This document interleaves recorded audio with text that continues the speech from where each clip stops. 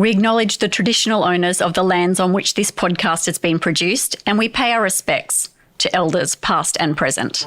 For anyone accessing aged care, the older person themselves, it's essential they're aware of those rights, but it's absolutely essential that the aged care workforce has those rights in the absolute forefront of their mind. There's a real level of trust between us, and I respect her for the job that she does cheerfully, and I know she respects my attempts at independence.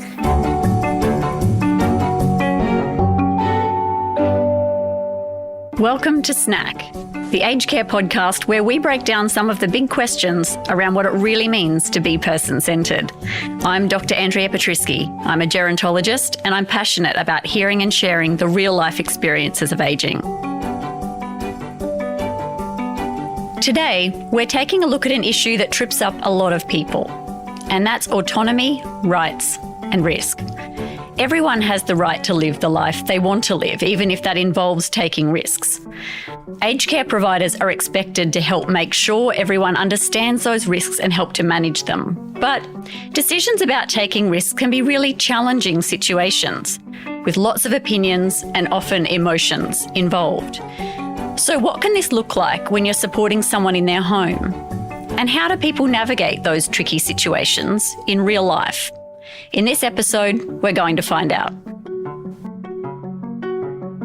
We spoke with Jill, who brings the perspective of both a family carer and an experienced care professional. So, Jill, what are some of the common situations you've seen in your career where people's rights and autonomy can be put at risk? Every situation is unique. And what I've come to understand, though, is that family dynamics, and especially discordance within families, play a very big role in where people's rights and autonomy can be put at risk. And try to keep in mind that a family is often shaped by existing relationships, by gender roles. Families are shaped by cultural norms and expectations that can overwhelm and undermine a client's sovereignty. The client gets lost behind all of this sometimes. They get lost behind those expectations from family. They get lost behind their condition. They get lost behind their diagnosis.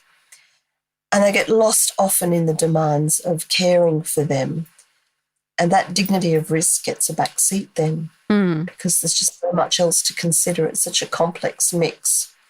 So how do you as a professional navigate your role as an ally or as a person-centred service provider alongside your responsibilities to your organisation and to yourself, to your own well-being? Because the reality is you do work within certain constraints, don't you? Yes, yeah. It's a balancing act, knowing what my organisational restraints are and getting to know someone really well is empowering as a professional. And it's an important mix because that mix of understanding helps to anticipate potential issues and navigate ways around difficulties. It helps to negotiate a solution as partners. That's the important bit, I think. It's the negotiating, negotiating for a positive outcome for all concerned. The advocates at ADA Australia see a lot of situations around autonomy. So we spoke with Renee and Lizzie, who are both advocates, about how they see these playing out in their roles. Here's what Renee had to say about the ways that the dynamics of caregiving and safeguarding can impact people's autonomy. You know, I say that I've got an aging parent and I start to think, actually, I'm getting really worried about this person. I don't think that mum's safe living alone anymore. And I think that it might be best if we start looking at an aged care facility and those types of things. But mum's saying, you know what, I would rather die than go into an aged care facility, or over my dead body, will I do this, those types of things. So I think in that instance, what we see often is that the risk is then or the worry about that risk is transferred onto the client, as opposed to me managing my anxiety or my worry about that, because that shouldn't trump that person's right. I would strongly encourage people to be mindful of the fact that what the person wants is always paramount. And that also shows the benefit, I think, of debriefing, because when Lizzie and I were talking about it, we were talking about something and she was saying, I think that this might be a case of the people managing their fears or their anxieties around it. And up until that point, I'd actually thought, I can really see why they're worried. And, when people have enduring power of attorneys, that's something that we see a lot. But the thing that some people don't realise is that is you not substituting the decisions for the ones that you think are right, but actually doing the same thing that person would have chosen should they have had capacity. There was a legal forum, and one of the speakers that was talking was saying to us that, the different lenses that we apply to risk and decision making, if you actually place the same lens over it, one might assume, Renee, actually it is quite dangerous for you to be driving to work every day, because you start work when it's peak hour, you might have an accident, what if you break down on the side of the road or you get lost, or those types of things. And everyone would be like, that's a little strange. She has to get to work and that's the time it starts. So of course that's a fine risk to take. But if that was a 78-year-old, say, who wanted to go to the corner store on their mobility scooter, all of a sudden we're like, what if their thing breaks down? What if they get lost? What if they're, so think about the things that you can do to support somebody rather than what's not possible.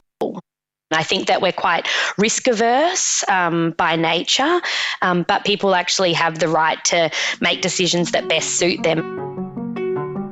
We know that sometimes issues can come up because of organisational policies or rules or procedures that can be really risk averse or overprotective. We asked Lizzie what ideas she could share with care staff who might be struggling with the rules and restrictions they're working under that they might feel are ageist or are undermining a person's dignity or quality of life.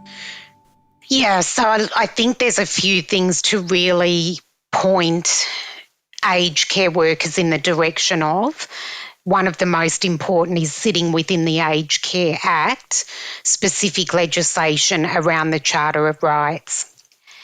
It's absolutely essential that the aged care workforce has those rights in the absolute forefront of their mind, and integrating that older person's rights into their practice. I also think that the aged care workforce need to have a really proactive and a really healthy relationship with advocacy, where we can work together and really complement each other's roles. We're working that very formal sense of an advocate, but often they're very much working as informal advocates. They are the person on the ground working directly with the older person. And again, if we look at that, the philosophy of advocacy that we practice is very much standing alongside someone to ensure their voice is heard. The other thing that I think is really important, and there's some really good information sitting with the Aged Care Quality and Safety Commission around something called dignity of risk. We need to be challenging that risk-averse approach, which is often diminishing and robbing people of their quality of life and their independence. So you must hear a lot of stories about the conflicts around risk-taking and autonomy in your work as an advocate. What are some of the situations that you come across a lot? What I find as an advocate is, even if it is something quite small, the harm it causes to a person when they do feel like they're not seen or heard. Often what we're doing is simply repeating what that older person has already actually said for themselves. We asked Lizzie for some examples of conflict between autonomy and risk-taking and what it looks like when those are handled well. So as well as the example of deciding whether to move to residential care, which Renee also raised, Lizzie also talked about decisions around mobility, where someone is allowed to walk, how they access the community, what transport or mobility aids they can use, and decisions around food and nutrition, especially where there might be risks around swallowing and choking. The times where we see that done well is where the older person is sitting at the centre of that decision making, is given the option and the space to explore that, rather than again where we see that paternalistic approach, whether it's medical practitioners, whether it's family or friends, stepping in and overriding the older person. So there's a lot of issues there around cognitive capacity and decision making. Every person is individual and each person's situation needs to be looked at with those individual merits. Again, around whether someone has had an impairment in their capacity that is only temporary and given the chance to recover and ensure their capacity is reassessed, where they are able to again practice and take control of their own decision making. Yeah. So whether it's that they have an initial assessment and would like a second opinion, whether they would like a choice to even refuse that professional's recommendation and again take on that level of risk that they don't choose to follow that direction put in place from the healthcare professional. Just things that so many of us take for granted. But again, as an older person, all of the aspects of their daily living are starting to be really challenged, and again is incredibly difficult for older people to stay in control of their own lives and their own decision making. I've seen it very much with my own eyes as an advocate that when someone has been very much robbed of their decision-making and their autonomy and feel incredibly despairful and hopeless and helpless, that often what I see is almost the stripping of the life that they've lived. I've seen a transformation where someone is able to re-engage with their decision-making and with their choices. I literally have seen a transformation in that person's physical and mental well-being. Words don't even have to be said. An older person feels and knows when they're in company where they're being respected or disrespected, heard or not heard.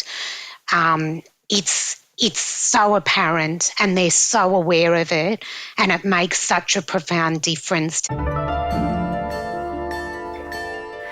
We spoke with Maureen and another Renee, who both received support at home, about what their care staff do that helps support their independence and autonomy.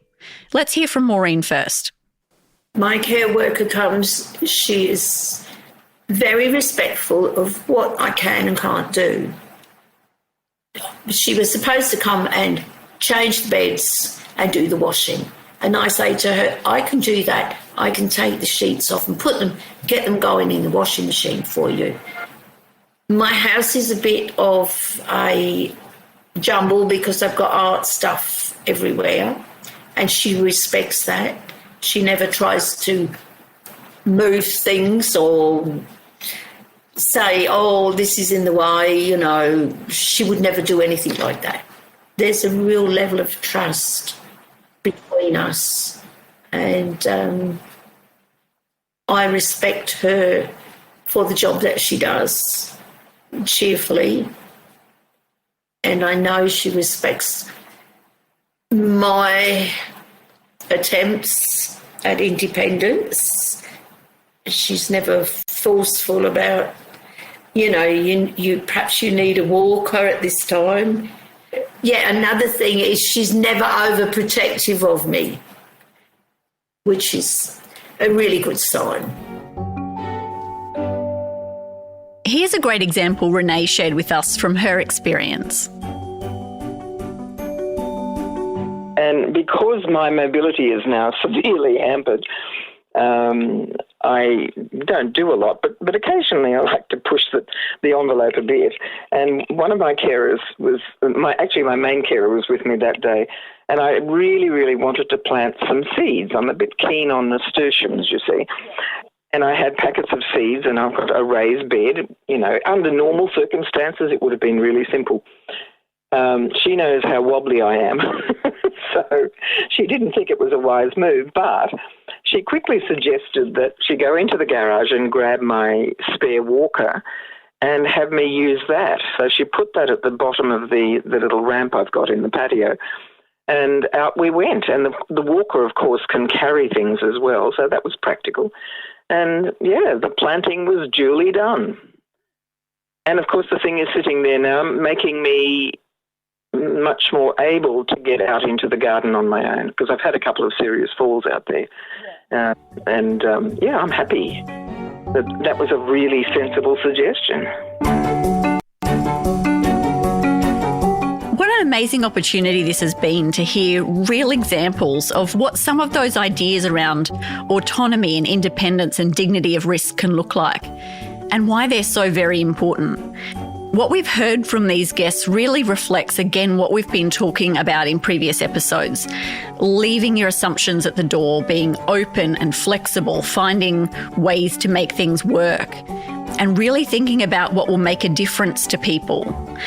And above all, being respectful of each individual person and where they're at. And this is all part of a way of working that helps to make sure a person's rights are kept at the centre of all you do. That's today's snack. Thank you so much for joining us, and a big thank you to our guests for sharing their insights and ideas. If you want to find out more, you'll find some great resources and other good stuff on our website, cotaqld.org.au. You'll find links in the show notes. And please don't forget to subscribe wherever you get your podcasts to make sure you get the next episode as soon as it's out. Until next time, thanks again and goodbye from the COTA Queensland team. This podcast is part of the Home Care Workforce Support Program, which received grant funding from the Australian Government.